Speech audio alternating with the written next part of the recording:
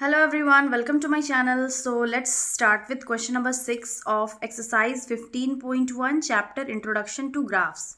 Question है, a courier person cycles from a town to a neighboring suburban area to deliver a parcel to a merchant. तो question में है कि एक courier person है जो साइकिल चला के जाता है एक शहर से लेके गांव तक, सबर्बन एरिया है, और पार्सल देने के लिए एक मर्चेंट को. His distance from the town at different times is shown by the following graph. और उसका जो डिस्टेंस जो उसको कवर करना पड़ता है टाउन से लेके वो एरिया तक, वो अलग अलग टाइमिंग में अलग अलग डिस्टेंस कवर करता है और ये ग्राफ में शो किया हुआ है. यहाँ पे जो ग्राफ है, यहाँ पे क्या गिवन है, नीचे जो एक्स एक्सिस है यहाँ पे टाइम गिवन है और वाई एक्सिस में डिस्टेंस इन किलोमीटर, यानी कि कितना डिस्टेंस वो कवर करता है. फॉर एग्जाम्पल 8 to 9 ये 1 आवर है. जो नीचे हम लोग स्केल लिए हैं एक्स एक्सिस में वो 1 आवर का है, और 8 to 9 वो कितना डिस्टेंस कवर कर लिया है, यहाँ पे 10 किलोमीटर डिस्टेंस कवर करता है वो 1 घंटे में, that is 8 AM to 9 AM के बीच में. तो बस ये जो ग्राफ है उसी से बेस्ड जो क्वेश्चन है यहाँ पे इसका आंसर देना है. फर्स्ट जो क्वेश्चन है, what is the scale taken for the time axis, means x axis में हम लोग क्या स्केल ले लिए हैं, तो 1 आवर का स्केल लिए हैं. यहाँ पे तो हम लोग एक रफ फिगर बना लिए हैं, बट बुक में यहाँ पे क्या है, 8 to 9 के बीच में 4 ब्लॉक्स बना हुआ है. दैट इज यहाँ पे हम लोग देख लेते हैं 1 2 3 and 4. तो यहाँ पे जो 4 ब्लॉक्स है वो क्या रिप्रेजेंट कर रहा है, 1 आवर को. और ऐसे जनरली अगर 8 to 9 हम लोग देखें तो यहाँ पे कितना आवर आ रहा है, 8 to 9 के बीच में 1 आवर है, अगेन 9 to 10 के बीच में 1 आवर है. तो क्वेश्चन में पूछा गया what is the scale taken for the time axis. यहाँ पे इसका हम आंसर लिख लेंगे, the scale taken for the time axis is 4 units is equal to 1 hour. Next है, how much time did the person take for the travel. अब इस graph में क्या शो किया हुआ है, जो कुरियर पर्सन है वो अलग अलग टाइम में कितना डिस्टेंस ट्रैवल करता है. तो ये ग्राफ में शो किया हुआ है how much time did the person take for the travel. तो उस कुरियर पर्सन को टोटल टाइम कितना लगता है ट्रैवल करने के लिए. तो इस क्वेश्चन में भी हम ग्राफ देख लेंगे. ग्राफ में क्या शो किया हुआ है, वो स्टार्ट करता है 8 AM से और उसका जर्नी कंप्लीट कब होता है, यहाँ पे इसके नीचे हम लोग देख लेंगे, ये है यहाँ पे है 11 और 12 के बीच में. तो ये क्या हो गया, 11 AM to 12 AM के बीच में क्या है, ये 11:30 AM. तो उसको टोटल टाइम कितना लगता है, ये 1 hour, 8 to 9 1 hour, again 9 to 10 1 hour, दोनों को ऐड करेंगे तो 2 hour, 10 to 11 3 hours and 11 AM to 11:30 AM ये 30 मिनट्स और ऐड करेंगे तो टोटल हो जाएगा 330 आवर्स. तो यहाँ पे हम लोग क्या स्टेटमेंट लिख लेंगे, द टाइम और the total time the person took for the travel is 3 hour and 30 minutes, या फिर सिंपली हम लिख सकते हैं 3 hour 30 minutes और 3.5 hour. नेक्स्ट क्वेश्चन है, how far is the place of the merchant from the town. तो इस क्वेश्चन में पूछा गया है कि जो मर्चेंट का प्लेस है वो टाउन से कितने डिस्टेंस में है. तो यहाँ पे हम लोग देख लेंगे, ये इंटरवल है डिस्टेंस का और ये टाइम इंटरवल है.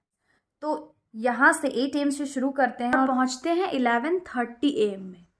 तो टोटल डिस्टेंस कितना कवर हो रहा है, 22 के स्ट्रेट में है. दैट मीन्स टोटल डिस्टेंस कितना है, 22 किलोमीटर. यहाँ पे हम लोग स्टेटमेंट लिख सकते हैं that it is clear from the graph that the total distance of the place of the merchant from the town is 22 kilometre. तो यहाँ पे डायरेक्टली लिख लेंगे 22 किलोमीटर. क्वेश्चन है, did the person stop on his way explain. तो question में है क्या वो पर्सन, कुरियर पर्सन अपने रास्ते में कहीं पे रुका था, और रुका था तो कैसे, ये हम लोग को एक्सप्लेन करना है. तो यहाँ पे हम लोग ग्राफ में क्या देख ले रहे हैं कि 8 to 9 AM में वो ट्रैवल कर रहा है और डिस्टेंस कितना ट्रैवल कर रहा है, 10 किलोमीटर. अगेन 9 to 10 AM में भी अपवर्ड लाइन है. देन फिर 10 to 10:30 यहाँ पे इसके बीच में जो टाइम है 10:30, यहाँ पे क्या है, एक हॉरिजॉन्टल लाइन है. तो ये हॉरिजॉन्टल लाइन क्या शो कर रहा है कि वो यहाँ पे रुका था. अब ये कैसे पता चलेगा, बिकॉज जब वो 10 AM 10 बजे यहाँ पे पहुँचता है तो वो कितना डिस्टेंस ट्रैवल कर लेता है, 16 किलोमीटर. इसके सीधे में है 16, तो वो 16 किलोमीटर ट्रैवल कर चुका होता है eight 10 AM.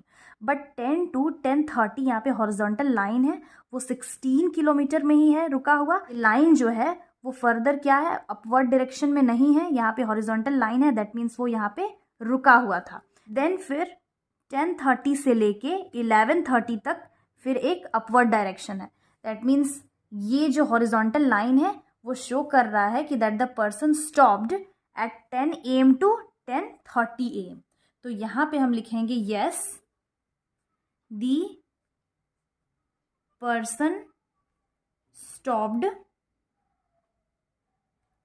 Eight 10 AM to 10:30 AM। इसका रीज़न भी हम लोग को समझ में आ गया है, बिकॉज यहाँ पे क्या है, कोई अपवर्ड डायरेक्शन में लाइन नहीं बना हुआ है, यहाँ पे हॉरिजॉन्टल लाइन है, दैट मीन्स वो पर्सन जो है 16 किलोमीटर में ही रुका हुआ था। दिस शोज दैट जो कुरियर पर्सन है वो यहाँ पे 10 बजे से लेके 10:30 तक यहाँ पे रुका था। अब नेक्स्ट क्वेश्चन हम लोग सॉल्व कर लेंगे। नेक्स्ट है during which period did he ride faster. अब इस क्वेश्चन में हम लोग को बताना है कि वो कुरियर पर्सन कौन से टाइम में सबसे ज़्यादा डिस्टेंस कवर करता है, सबसे ज़्यादा डिस्टेंस ट्रैवल करता है। तो यहाँ पे क्लियरली हम लोग ग्राफ में क्या देख ले रहे हैं कि 8 AM से लेके 9 AM के बीच में वो कितना डिस्टेंस ट्रैवल करता है, 10 किलोमीटर तक ट्रैवल करता है। एंड अगेन यहाँ 9 AM से लेके 10 AM तक 10 to 16 किलोमीटर ट्रैवल करता है। तो अगर हम कैलकुलेट करें तो 8 AM से लेके 9 AM के बीच में वो 10 किलोमीटर ट्रैवल कर लेता है। देन 9 AM से लेके 10 AM तक यहाँ पे क्या देख ले रहे हैं, 10 से लेके 16 किलोमीटर तक पहुंचा है। तो अगर फिर 16 में 10 माइनस करेंगे तो कितना डिस्टेंस होता है, 6 किलोमीटर। देन यहाँ पे क्या हुआ है, 10 AM से लेके 10:30 AM तक के बीच में यहाँ पे वो स्टिल है, रुका हुआ है। Then again 10:30 AM to 11:30 AM वो कितना डिस्टेंस ट्रैवल कर रहा है, 16 से लेके 22 तक। 22 में 16 माइनस करेंगे तो यहाँ पे भी आएगा 6 किलोमीटर। इसको हम लोग कैसे कैलकुलेट कर लिए हैं, हर एक आवर में जितना डिस्टेंस ट्रैवल किया है उसको लिखते जा रहे हैं। जैसे 8 to 9 AM एक घंटे में, फर्स्ट आवर 8 to 9 AM में 1 से लेके दैट मीन्स 0 से लेके 10 किलोमीटर तक ट्रैवल करता है। तो टोटल कितना हुआ, 10 किलोमीटर। उसके बाद 9 AM से लेके 10 AM के बीच में यहाँ पे हम लोग क्या देख ले रहे हैं, इसके सीधे में क्या है, ये 10 है और ये 16 है। तो 16 में अगर हम 10 माइनस करेंगे तो 6 किलोमीटर आता है। यहाँ पे तो वो रुका हुआ था, 10 AM से लेके 10:30 AM के बीच में वो स्टिल था। देन 10:30 AM to 11:30 AM उसके बीच में वो कितना डिस्टेंस ट्रैवल करता है, 16 to 22 किलोमीटर।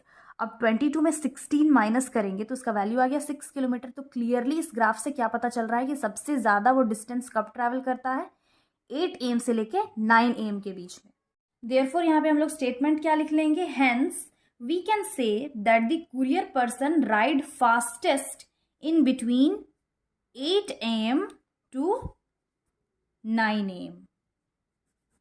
8 से लेके 9 बजे के बीच में वो सबसे ज़्यादा डिस्टेंस ट्रैवल करता है, दैट इज कितना डिस्टेंस, 10 किलोमीटर। सो ये ग्राफ से रिलेटेड जितना भी क्वेश्चन है उसको सॉल्व करना बहुत ही आसान है। अगर हम ग्राफ समझ जाएंगे तो इससे रिलेटेड जितना भी क्वेश्चन आंसर है उसको आसानी से सॉल्व कर सकते हैं।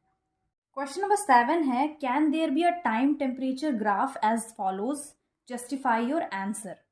तो ये जो क्वेश्चन है वहाँ पे हम लोग को पूछा गया है कि क्या टाइम टेम्परेचर ग्राफ ऐसा हो सकता है। तो जो फर्स्ट वाला ग्राफ है ऐसा हो सकता है, yes this can be possible because temperature जो है वो टाइम के साथ इंक्रीज करता है। अगेन जो नेक्स्ट है ये भी पॉसिबल है, yes this graph is also possible because temperature time के साथ डिक्रीज भी करता है, इंक्रीज भी करता है। थर्ड जो ग्राफ है उसमें है वो एक स्ट्रेट लाइन में मूव कर रहा है, ऊपर वर्टिकली मूव कर रहा है। तो एक ही टाइम में बहुत सारा टेम्परेचर नहीं हो सकता है। और इस ग्राफ का मतलब क्या है कि एक पर्टिकुलर टाइम में जो टेम्परेचर है वो मूव कर रहा है। तो एक पर्टिकुलर टाइम में अलग अलग टेम्परेचर नहीं हो सकता है, कांस्टेंट रहता है एक टाइम में। तो no this is not possible.